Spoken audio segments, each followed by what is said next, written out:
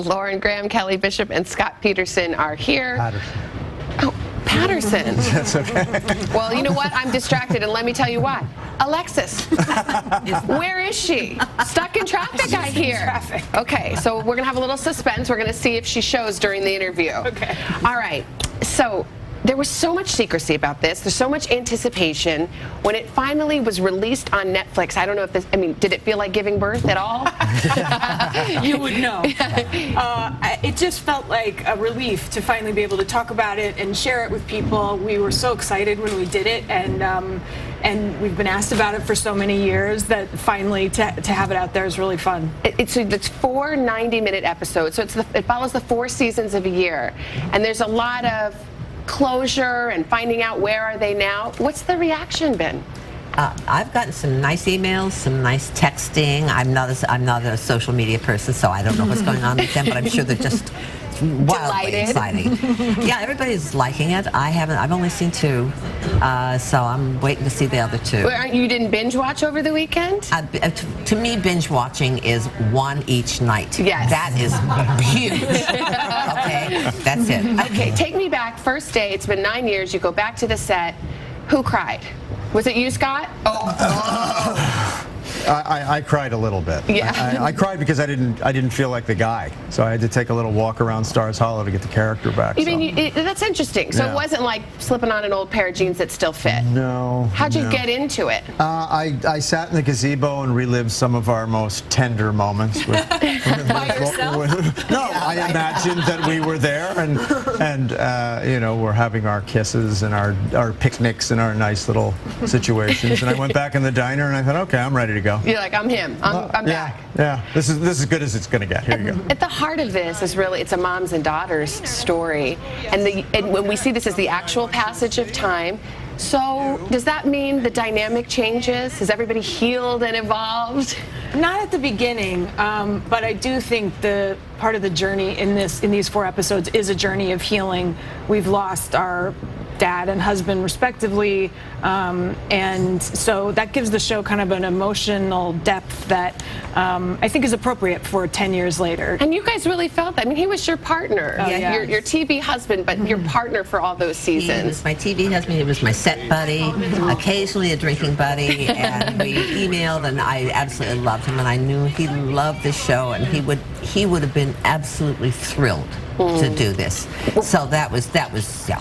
We're missing him, and we're missing Alexis, but I'm told that she's on the phone.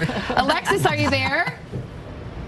I'm here. I'm so sorry. We had the worst traffic. Oh, believe we know. Well, okay, let me talk to you about, because everybody was following Rory's love life. There's Team Dean, # Team Jess, and Team Logan. I won't ask you to spoil it, but do you think people are going to be happy with whatever resolution comes to pass?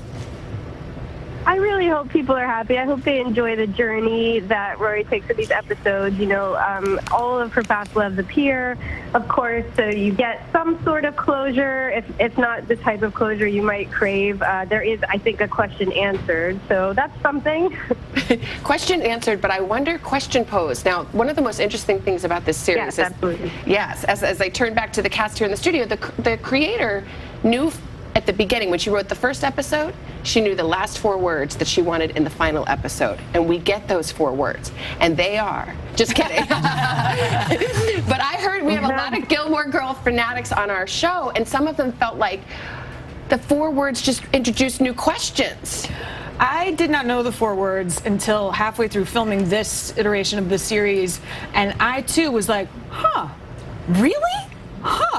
So it makes sense in terms of the journey of the show, but I can understand it does pose a question as well. Kelly, were you underwhelmed? Exactly. As somebody said, I had to ask Alexis, because I thought somebody's got to tell me, and I asked her, and my reaction was, huh.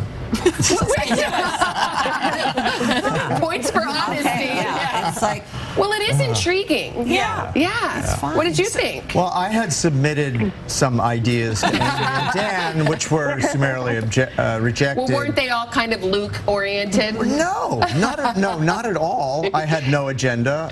On the top of my list was Kirk, drop the gun, and we didn't get that. I'm Someone kind of compared shocked. it to the end of The Sopranos, which is it left a little bit of a question in the air, which was similarly controversial, yet perhaps artistically satisfying. I don't know. Well, I'm on the edge of my seat. I mean, if you haven't binge watched by now and you really want to know, okay, how does it end? One of the things that people love about the show, the pop culture references, and also the zippy dialogue. And what was it like to slip back into that? Did you have to like do limbering tongue exercises? I felt like I'd just been waiting to get back there. I mean, it was always such a fun match for me, this language and playing this character. I kind of craved it and felt energized to get to do it again. Kelly, you seem to always recognize that there was something special about this show. Why do you think it has resonated and people still feel so tied to it? I've given that a great deal of thought over the years, and my position has evolved. But I think the real thing about it is there's a basic sweetness to this show. There's a goodness. And I think that men, so many men didn't watch it at first because it's Gilmore Girls. But the men on the show, they're drawn as sympathetic, working hard, there's no bad guys, there's no jerks, they're all just trying to make their way, and there's just a basic sweetness, not cloying.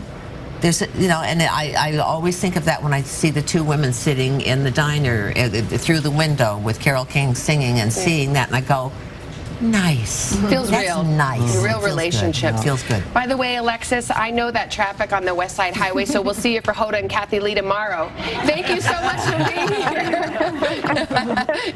Thank you so much. We're so glad to talk to you. Again, Gilmore Girls, A Year in the Life is now streaming on Netflix. Real quick, do you think there could be more Gilmore Girls, like a movie or another? I mean, could you keep These it going? kind of feel like movies. I mean, yeah. The ending is a bit of a cliffhanger, don't you think? That's what I'm getting at. It sounds like there's an appetite for it. Thank you so much for being here. Thank you. By the way, Lauren is sticking around. She's going to co-host our next hour. Perhaps with Alexis. Yes, exactly. We're back in a moment. Yeah, thanks everybody. This is Today on NBC.